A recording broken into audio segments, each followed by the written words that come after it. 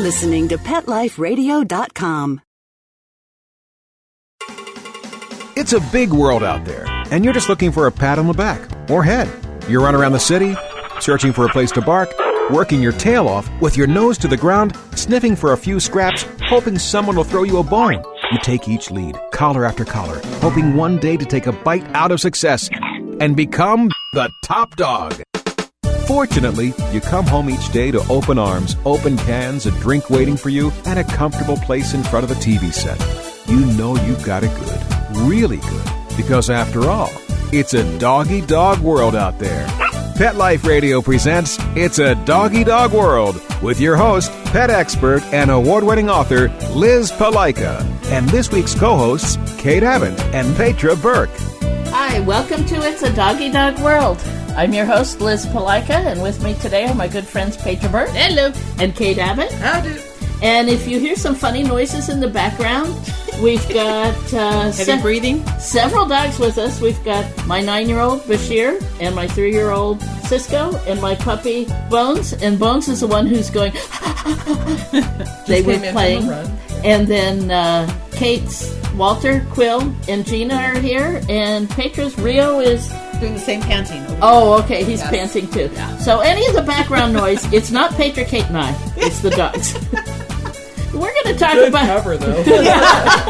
We're going to talk about dog training today, but let's take a minute for our sponsors, and we'll be right back. Sit. Stay. It's a Doggy Dog World. We'll be right back after a short pause. Well, 4 to be exact. Your dog digs a hole under your fence, and the next thing you know, protect your pets with Dig Defense, the amazing new product that keeps your pets in the yard. Dig Defense is safe, fast, and easy. Each unit is made from 4-gauge galvanized American steel and can be used for repairing dig-outs, filling gaps, or to hold fences down so pets can't get under them.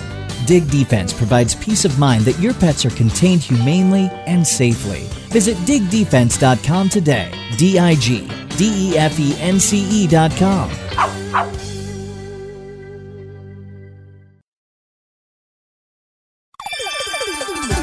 Let's talk pets on PetLifeRadio.com. We know you're begging for more. So back to It's a Doggy Dog World with your fetching hosts, Liz Palaika, and this week's co-hosts, Kate Abbott and Petra Burke. Welcome back to It's a Doggy Dog World. In several of our podcasts previously, we've talked about training, of course. Here at Kindred Spirits Dog Training, that's what we're all about. But one subject that we've talked about before, and that is managing dog behavior rather than teaching the dog. And we see that a lot with a variety of different training tools. Here at Kindred Spirits, we tell our students that a training tool, no matter whether it's a leash, a collar of some kind, a head halter, a no-pull harness, or even treats, a training tool should be a tool for helping you teach your dog the behaviors you want your dog to have. But ideally, it shouldn't be used for the dog's lifetime. My 3 dogs, even the 9-month-old puppy, all work on a buckle collar. Now, that's not to say when my adolescent puppy gets farther into adolescence and challenges me, that might not change, because I've thought about it. Yeah. But he's not pushing too hard right now, so he's still on a buckle collar. But any training tool should be just that. It should be a training tool. It should be to help you. But unfortunately, we see a lot of things introduced that appear to be for the lifetime of the dog. That makes us a little uncomfortable. You know, you put training wheels on a bike to help a kid learn to balance, but how many times do you see an adult going down the street that still has training wheels on a bike? It's wrong. Yep. And that's what I feel like when I see an adult dog that still has a training device on them. And that's even the ones that I think work well and are effective. Yeah. Now, that's not to say if you want to teach your dog something new, you can't pull a tool back out. Yeah. Or if your dog develops a bad habit, or if you adopt an adult dog. The tools are not just for puppies. But say, for example, the trick training. I was just working with Bashir to teach him a new trick because I've been doing a lot of training with the puppy. to keep that mind busy and keep him occupied. Well, I don't want the older boys to get jealous or harbor reservations against the puppy. So I bring one at a time. I'll bring him out in the garage or out front, and I'll work with him. And I pull out the training treats, and sometimes I'll pull out a leash, although Bashir doesn't have a leash on much at all anymore.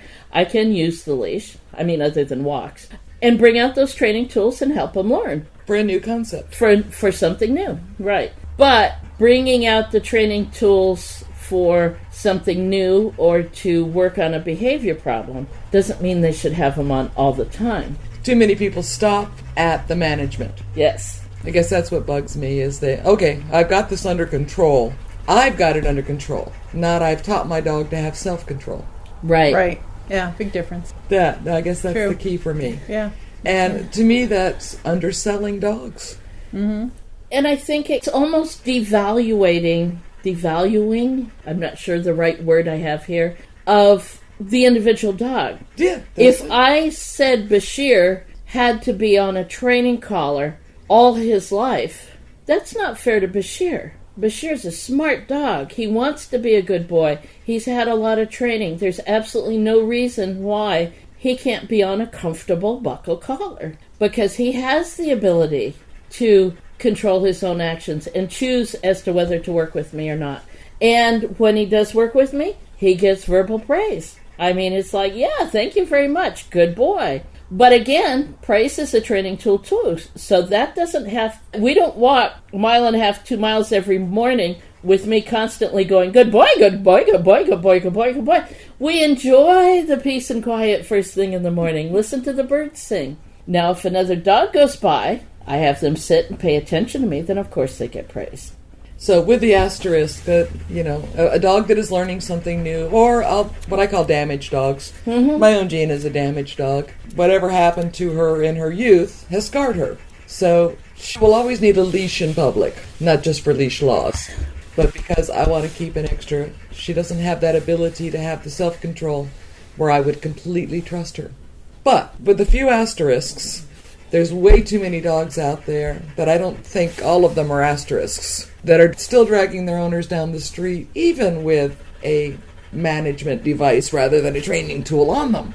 And some of these, quotation marks, training tools can actually be harmful, even though they're often promoted as the kinder, gentler way to make sure your dog doesn't drag you down the street. And I haven't really seen that work yet. These That's one of Petra's favorite lines. Yeah, how's that working for you? There's so many non-pull harnesses out there, every shape, form, size, and we've seen them all, and we've always seen them drag their owners in. Yeah, that's the first thing I ask. And even when it works. So today I went on a 16-month lab Chesapeake mix. Private training. Then they'd only own the dog for a week. And I said, okay, let's go for a little bit of a walk. Well, she brought out a no-pull harness. I kind of bit my lip and waited to see. I had already been working with the dog for close to an hour, been in the house with him. Then she puts the harness on, and he gets all excited because he knows he's going to go for a walk. Mm-hmm. And we start walking, and I asked her to stop and watch the dog as I walked him with the harness, and then without the harness, just on his buckle collar. And I said, all I want you to do is look at his shoulder movement. Well, this woman runs. She's a runner, dedicated runner. And she immediately picked up on the difference in the dog's gait. Good. I said, so how would you like to do your running? Then I made it funny. With your running shorts pulled down to your knees. That's pretty good. And she stopped. She grinned. But she stopped and thought about it. And that's what this harness was doing to her dog's front legs. It was as though he had shorts around his legs. He could not get a full stride. They work by putting a strap either in front of the top of the front legs, across the biceps, or across the front of the shoulder joints. And the concept is the dog is not damaging his neck by pulling on a collar, but yet he is potentially damaging his legs and his shoulders. We have had Or some of them, I've seen a few people have mentioned behind the front leg. Oh, the cord around the armpit. And rubbing it raw or till a bruise where it took months to heal. Right. We have had a number of local veterinarians come through our classes with their personal dogs. And I always bend their ear and ask questions. And sometimes ask them to provide input in the class if they're comfortable doing that. Some of them want to just be anonymous and blend in. But sometimes I get them to give some input. But not one of the veterinarians that has come through training or veterinarians that I've interviewed for articles or books that I'm working on, not one has liked the no-pull harnesses. That tells me a whole lot about the no-pull harnesses. And so I put no-pull harness into Google or one of the search engines, and I just pulled up 3. Well, one of them was actually created by a veterinarian. Okay. And that's its big thing. Veterinarian designed. And frankly, it looks like this dog is about ready to be put in a sling to go rock climbing. Yeah, that's what it is. Yeah. This note on it goes around the throat area, but then it goes around to the back legs and under the tail, and I'm thinking if it's a boy dog, that's got to be uncomfortable where it rides in the front. Now, what if you have a dog who has pain in the hip area? Or like the one lab we had in class, severe hip dysplasia. I cannot see that being whatsoever comfortable. Even a healthy dog, it doesn't look particularly comfortable. No, definitely not. This harness creates a sensation around the back legs designed to divert your dog's attention from his desire to pull. Yeah, turn around and try to bite that thing off his butt. Yeah, I would be certainly distracted if I was wearing this kind of... I won't call it by name because I'm going to call it looks like an S&M device. I can't see this dog being happy wearing this. Yeah, anyway. So it's still not teaching, even if it stops your dog from pulling. Right. It's not teaching the dog because as soon as that contraption is off... As soon as that is no longer diverting his attention... Yeah. And what if you don't have time to put the contraption on? And you got to put a leash and a collar on real quick on the dog, and then what? He's a maniac. He doesn't know what he's supposed to do. What? The idea that a dog can learn self-control should not be an amazing concept. Yeah. How many of our students have graduated and then they come back to our continuing education class or something, and they'll say, "Oh, somebody stopped me on the street," and you know what they were so surprised my dog was walking nicely. We hear that a lot. And our students, they know all the other stuff they have taught their dog, and it baffles them that people go, "Wow, your dog respects the leash." Like that's a miracle. Yeah. That should be just one part of training. But that's the one that makes the most impression out there in the public. Wow, a dog walks nicely. Where do we get this idea? On one side of the socials of our society, we have the idea that dogs are all dumb creatures that if they're small enough to be carried, then they still don't need training, even if they bite people. Or they're just big ones and you wrap them in contraptions. What happened to Lassie and Ren Tin Tin? Littlest Hobo, for Pete's sake. What happened to the idea of a dog who could think for himself? Because you and I grew up, Lassie and Rin Tin Tin were a little bit before our time, but we saw the reruns. Yeah. This generation had Marley and Me. Marmaduke. And Marmaduke. Hey, Marmaduke's smarter than some of the people we see. Yeah, but he drags his owner behind him on a kite. That's true. And Marley and Me was untrainable, and I got a quarter of the way through the book. I couldn't stand it. It drove me nuts. What we see in the media now is rowdy dogs, purse pets. We don't see many of the heroic dogs in the movies. And so many of the dog shows are dogs being bad having to be fixed. Yes. That's true. Yeah. There was that one show I loved where the trainer would come in and help the owners teach the dog some extraordinary trick or skill. Right. I loved that show. It didn't last. It didn't last. It didn't last. There were the fraternity guys that had a dog in the house. They taught the dog to pick up the plates at the end of the dinner. How cool is put that? It in the sink. Isn't that? Yeah. How wonderful. Yep. But that didn't catch on. Yeah. And even the all-star dogs, the one where the dogs and owners were competing, that didn't last very long. Now, that show was a little flawed, but that's okay. Nothing's perfect. It was fun, and it was showing some awesome things, some awesome challenges for the dogs and owners. But that didn't last either. That's right. And frankly, even on that show, there was a couple of the owners got flack for actually having trained their dogs and daring to tell them no. Yes. A couple of these celebrity guest trainers, I hate to use that word, but yeah, they gave him flack for being cruel to his dog. And as far as I could see, all he had done was go, don't do that. We all need limits. I mean, there's road signs, there's stoplights, I there's like rules to drive. I like to drive fast. Yeah, we know you do. I like to drive fast. I've got high-powered vehicles. I have a right foot that works really good. Yeah, it's a little heavy. But, you know, But there are if I rules. abuse it, I'm going to get tickets. I'm going to get in trouble. There are rules for our behavior. There's rules at work. I mean, that's life. Yeah. Your kids, we all grew up with rules. Right. I don't know why frankly, they think dogs if you don't want dogs to have the same kind of rules that humans do, well, dogs should be free. There is still the law of gravity. Yeah. There are some natural laws out there that cannot be worked around. And for a dog's life, there's a lot of natural laws. Yeah. That's true. Anyway, so, get yourself to a training class. Or Let's take a break for our sponsors. We'll get right back and we'll continue. Sit. Stay.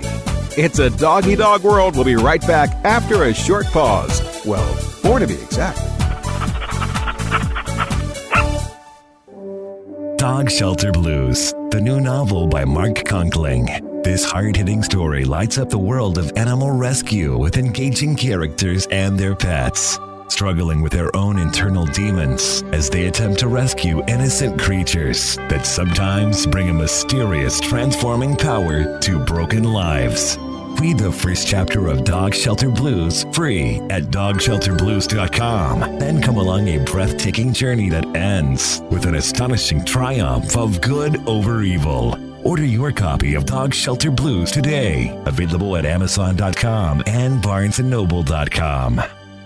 Petco, where the pets go. Petco, where the pets go. Pet Life Radio has tail-wagging, fur-flying, fabulous deals for our listeners from Petco. Get $6 off your order of $60 or more and up to 40% off the entire Petco site. That's right. But that's not all. Because you're a Pet Life Radio listener, you'll also get free shipping on your order of $49 or more. $6 off, up to 40% off, and free shipping from Pet Life Radio and Petco. To get these awesome deals, go to petcodeals.com. That's petcodeals.com. Petco, where the pets go. Are you crazy about cats? If so, check out The World is Your Litter Box, Deluxe Edition. This clever how-to manual for cats, written by a cat named Quasi, contains more laughs than should be allowable in one book, and is poignantly underscored by the combative yet loving relationship between Quasi and his human. The World is Your Litter Box, Deluxe Edition, is guaranteed to have you laughing your tail off. So, treat yourself to a copy today. Available from Amazon. Hi, I'm Dr. Jeff Werber from Ask the Vets with Dr. Jeff here on Pet Life Radio. We want to hear from you. Listen in. We're on every Thursday, 1 o'clock Pacific Time, 4 o'clock Eastern Time here on PetLifeRadio.com. We are one of the only live shows on Pet Life Radio, and I'm here to answer your questions. So you can call in at 877-385-8882, or you can drop me an email to drjeff@PetLifeRadio.com, and hopefully we'll see you here on Thursdays.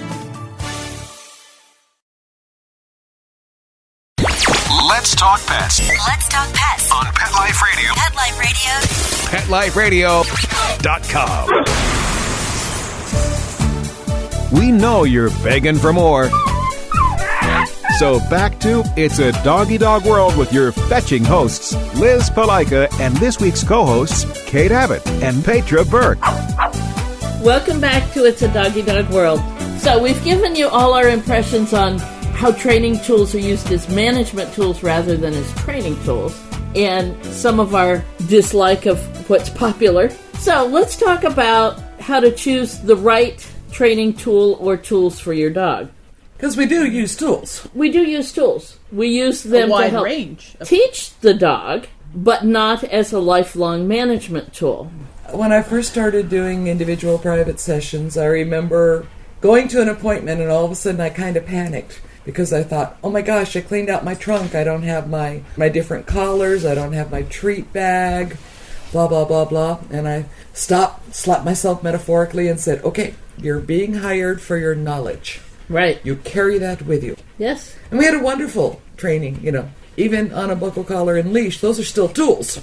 Sure. Right. Mm-hmm. And of course they had some kind of thing we could use as a treat there. And, Yeah. it was skill. It was teaching them a skill. So there are different kinds of training tools. And some of them are worth learning how to use properly. And then learn to use them, teach your dog what you need to teach them, and then fade it away. Right.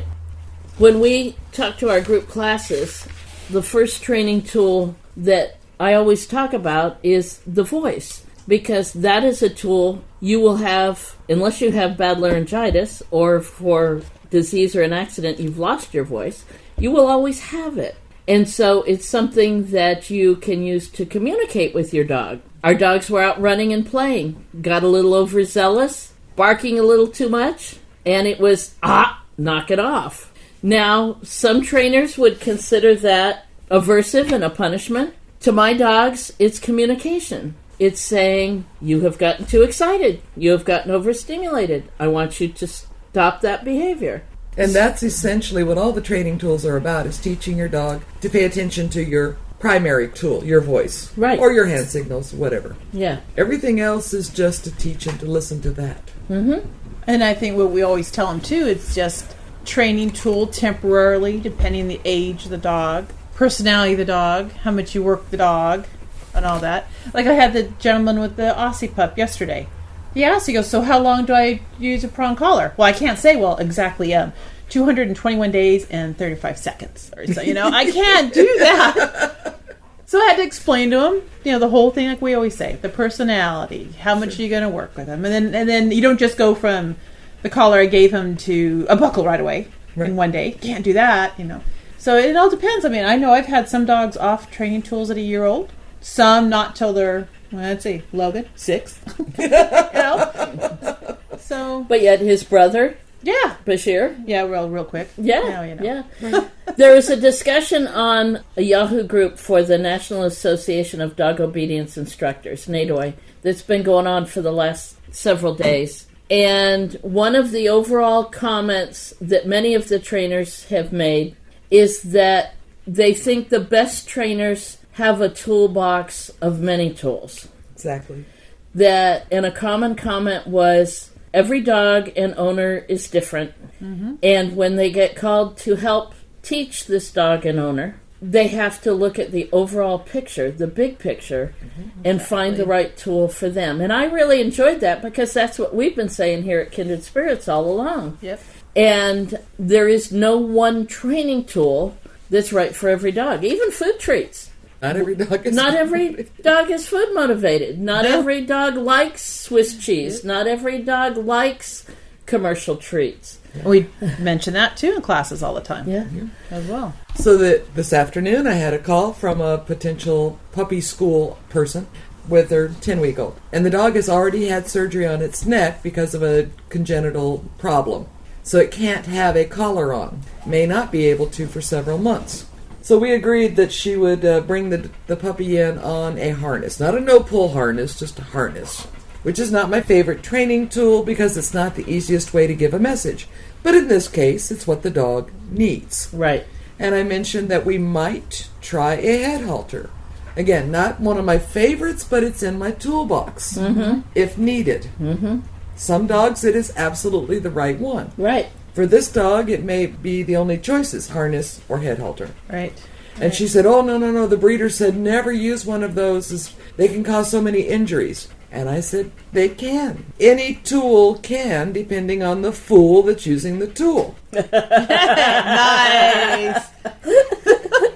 A regular buckle collar can be used to damage a dog. Yes. Yeah. Any of them can. Yeah. So I explained that whatever training tool that we suggested, we would try it here in class. We would try it first to see how the dog responded to it. If that was appropriate, then we would have the owner do it with our supervision as we taught them how to use the training tool Properly. so as not to create injury. Mm-hmm. So she was very happy and looking forward to coming to class. Yay! Good. Oh, and I love the fact that her breeder requires, as part of the sales contract, that each puppy go to at least 2 kinds of training classes. Good. So she's already planning on puppy and then later on basic. Nice. And I was like thrilled, yes. Yeah. Nice. Good. What a great idea. That's a Good breeder. A breeder Yeah. who believes in bonding between the owner and the dog being taught the rules. Right. So we've talked about the idea of management and training. We've talked about that some of the popular tools can actually cause a problem. We've said that there's not one tool that's right for every dog. Which means, and going back to that, because there's a few trainers we hear locally, and who knows where else, that use one type of training device for all dogs, all breeds, all personalities. That's it. Yeah. And that's not right. So that's why I know when I talk to a lot of people like we all do, or just out in public, say, we'll see. So what training tool is going to work for you guys? So let's talk about the other end of the spectrum, because we've said that these tools shouldn't be used for the dog's lifetime. So how does an owner know when to start weaning the dog off, and how is that process accomplished? I'll take a stab at it. So when you find that the tool, you're not having to use the tool right. to have the dog listen to what you're asking them to do. Right. Mm-hmm. Then you can start, So I tell people, let's take the prong collar. It would hold true for a slip chain or whatever. You might put it on, but then attach the leash to the buckle. And then go through life for the next week or so. And see, are you missing having to use that tool, or is your dog still listening to you? Great. So then the second week, you may take that training tool, put it in your back pocket when you go on a walk. So if things start to backslide, you've got it there, you can put it back on and said, okay, I took it off too fast. But even before you get that, like I was telling one of the students that there, is when you're ready, or you feel like you're ready to go from, say, the prong to a martingale, if you feel that you're not even really using the prong, you're just holding a leash and doing a lot of verbal, then you may consider starting the transition slowly. That's another thing. You can step down in the tools. What should I say? Message? Because some people, I think, panic. Yeah. If they go from one where, okay, they started using the tool, initially, and then less and less, more verbal control going on. And then it's almost like, okay, now let's start switching from the prong and put on the buckle. And they're like, gah! It's like they panic, and all of a sudden the dog panics, and everyone's back to square one. Right. Sometimes the owner needs weaning off as much. Yeah, like weaning the owner. Exactly. So the prong can be an effective training tool. It can be very safe. So one of the weaning processes for me is to turn it inside out. Yeah. So now you're making it into like a martingale. So now it's a martingale. Right. And if that's working fine, then you can go to a cloth martingale. So you can step it down. You can do that same idea with different kinds of collars. Even I hate the fact that they put choke chain on the sales tag. Yes. And sell it that way. Yeah. Here is a device designed to choke your dog. No. And I think that's why some people I've seen, again on dog training forums, some people call the slip chain a strangulation collar. That's almost worse than well, choke. It's just either one. Unfortunately, choke, strangulation are the same thing when the collar's used incorrectly. Exactly. Yeah. And so a chainsaw can be used to trim a tree and make it healthy, or it can be used as Freddy Krueger and to kill people. Right. Yeah. Right. Yeah. It's not the tool's fault. Yeah. The fool is using the tool. It's the loose nut on the wheel, as they say. And it is one of the more difficult tools to use correctly. Yes. Simply because it is so simple. But that brings up a point, too. Every tool can be incorrectly used. You can use your voice to intimidate a dog. Yeah. You can use your voice to coochie-coo a dog so badly that he stops listening to you. So there's both extremes of the voice can be misused. We see clickers misused constantly. Oh, we see petting misused. Sure. Oh, gosh, yeah. How many times have we had to tell somebody, your dog doesn't like being petted that way? This is not a reward for them. Don't bop him on the head. He hates it. Or if you keep petting him, won't be any fur left. Yeah. He's ignored it now. That very, very sweet lady that just draped her entire body over her dog. Oh my God. And I was afraid her dog was going to bite her in the face. Oh my God. A nice boxer mix, and she was like, Nice "Ooh, little get her dog. off of me!" Yeah. And when she was. started actually just saying "good dog" and giving her a few strokes, that was good. Yeah. By the end of the class, they were doing so much better. Yes. Good. But anyway, chain collars can be misused. Prongs can be misused. No pull harnesses can be misused. Every single tool can be used correctly or incorrectly. So when you choose a tool, we've got to emphasize you have to know how to use it correctly. You know, The head halter is often promoted as a kind, easy, gentle, simple to use. But yet you talk to veterinarians, and there's a lot of wrench necks that come with that. And there's a reason that they most of the good ones do come with a video, a DVD. Yes. Right. Watch the DVD. Yes. So that you use the tool properly, and that will go a long way. Still may or may not be the right tool for your dog, but know how to use it correctly. Right. If you go out and get it yourself without going to a trainer. Or just don't listen to your, neighbor that's 5 houses down from you who's used it one time and had a bad experience, Right. Go to a professional and get it. Or every dog should be on an electronic collar because it worked for my dog when I was 12. Right. Actually, I have to say, another trainer was telling me about a very effective use of the e-collar. Okay. We had 2 collars to the same remote control. Okay. And he put one on the owner's thigh and the other on the owner's dog. So the owner felt every what the time dog felt. he gave, so he had to, because in his view, the guy was being way too trigger happy. Okay. So he said, if you're going to use it, then at least you're going to get the same feel. Okay. And it made him much more judicious. Very good. That's good. The same trainer at another time put the e-collar on a person's neck and had them use a slip chain on their dog. And if they did it wrong, he e-collared the person.